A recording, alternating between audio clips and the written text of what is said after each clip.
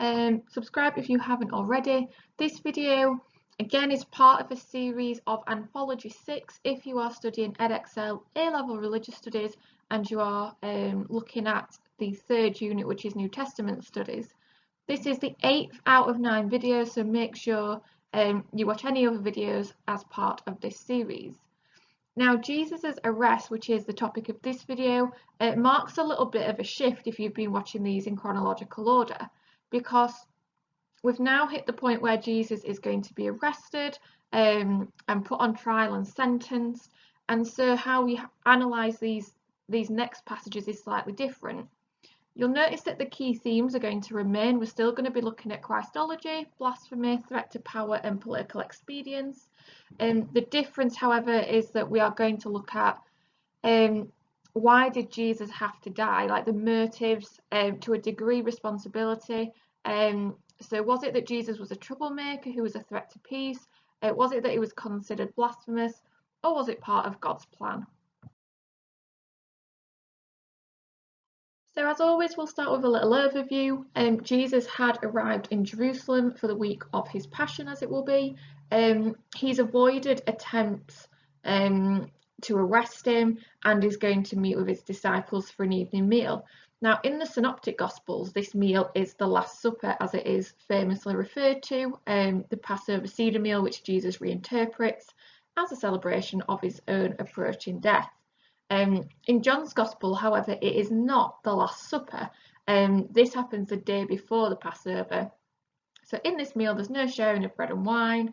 Instead, Jesus washes the feet of the disciples and urges his disciples to love one another. He will also predict at this meeting, this meal, that Peter will deny him 3 times. And so the passage we're going to look at in this video is going to carry on from this point. So this is the first section of the passage where Jesus is arrested. And in terms of what we are now looking at, why does Jesus have to die? By consequence, who is responsible? What we get across this passage is the notion that Jesus has a large degree of control in the situation. And that would suggest that perhaps this is part of God's plan, and that is why Jesus is demonstrated as having control. Now, this passage starts with Jesus going into a garden. The Synoptic Gospels will call it the Garden of Gethsemane. John will not. Now, what is interesting here is actually what's missing. If you read the Synoptic Gospels, there is a scenario where Jesus prays in anguish and asks that he will be spared. And now this is not in John's Gospel. And what we can deduce from that is that John is trying to convey the fact that Jesus has no fear, he has control over the situation, he knows what's going to happen. So just remember here that you perhaps need to phrase this when analysing as the absence of material is what indicates that Jesus is in control. This idea of Jesus being in control will continue, as I have said. So Judas comes into the garden with the detachment of soldiers to arrest Jesus. And in the Synoptic Gospels, so Matthew, Mark and Luke, Judas will identify Jesus by kissing him on the cheek, quite famously. However, this will not be the case with John. If we look at verse 4, once Judas has arrived, what happens is Jesus sort of almost steps forward and essentially identifies himself. Who is it that you want? So he sort of instigates the moment where Jesus is identified. And again, this indicates a degree of control over the situation, and the control that Judas perhaps has in the Synoptic Gospels by identifying Jesus is removed. So again, we've got this continuation that if you're analysing this passage, it does need to be comparative to the Synoptic Gospels because of what is missing from John's Gospel. And that is quite important. In terms of the key themes that emerge in this bit of the passage, we've got 2 in particular. In verse 3, it ends the final line, they were carrying torches, lanterns and weapons. So what we've got is this notion that the soldiers, at least, if not the Roman authorities who sent these soldiers, sense a threat to their power. If they've turned up with lanterns and weapons, they must perceive a degree of threat. What is also interesting is this can also link to political expedience. This all happens at night, and it's the idea that they're trying to take him in the night where no fuss can be created. So it's almost as the officials are acting overly harshly in this moment to try and make sure that less of a drama unfolds. You could link the idea that this happens at night to the theme of lightness and darkness that is in John's Gospel. You could make a link to topic 2.1, which would be really nice. But in terms of the themes that come out here, we've got we've got threat to power, and political expediency. There is a third theme that emerges in this final paragraph. In verse 5, when Jesus is asked who they are looking for, he does reply with, "I am he," which again is linked to the I am sayings, which you can link to topic 2.2 in the course. And it links to Christology because Jesus again is demonstrating his relationship with God. So in total, this section of Jesus' arrest shows us that Jesus is in control, and perhaps that this narrative of Jesus being crucified is part of God's plan. We've also got links to key themes including threat to power, political expediency, and Christology.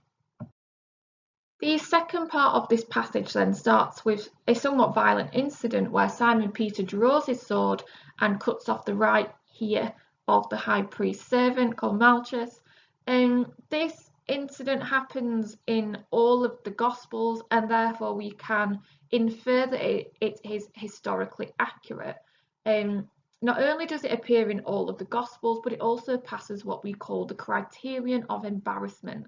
And what this means is this verse 10 is perhaps not ideal. It's perhaps not something the Gospel writers would want to write down if they had a choice because of the violence in this section. But the fact they have written it is a sign that they couldn't get away with not doing so because it did happen. So they sort of had to write it down, even though it is a little embarrassing for them to have done so.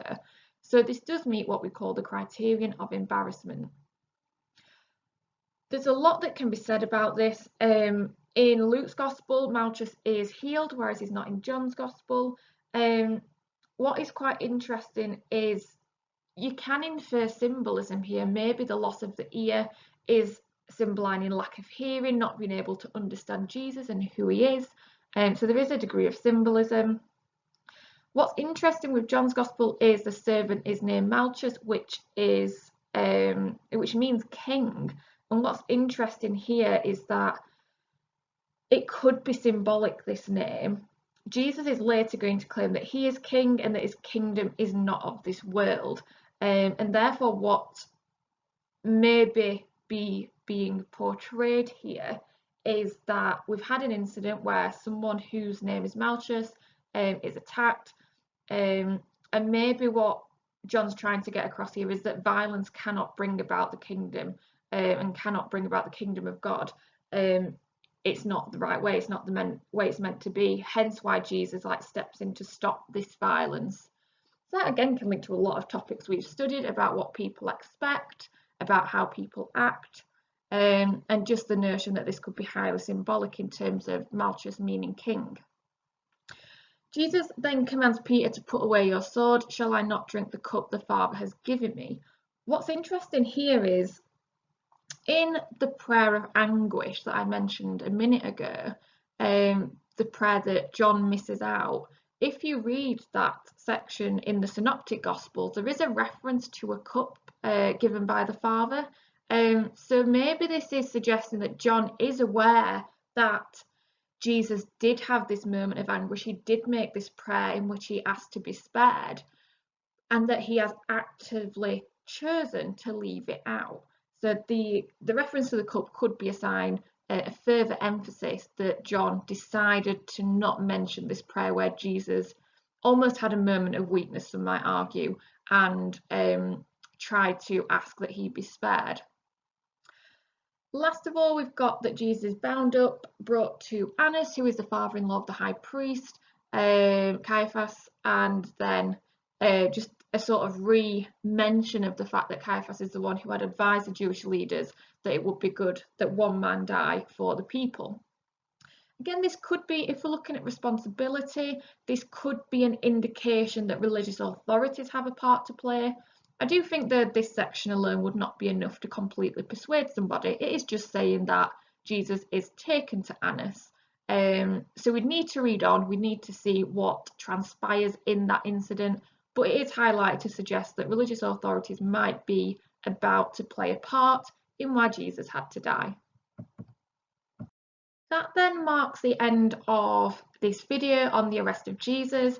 We've primarily had the notion that Jesus dying is part of God's plan. At the end, there was an inclination that religious authorities might be about to play a part, but we would need to read on to see if that, if religious authorities can be given any significant responsibility there. In terms of key themes, we've primarily had threat to power, political expediency, and Christology. Thank you for watching. Make sure, if you are studying New Testament studies as your A-level, that you watch the rest of the series, but make sure also you subscribe if you haven't already.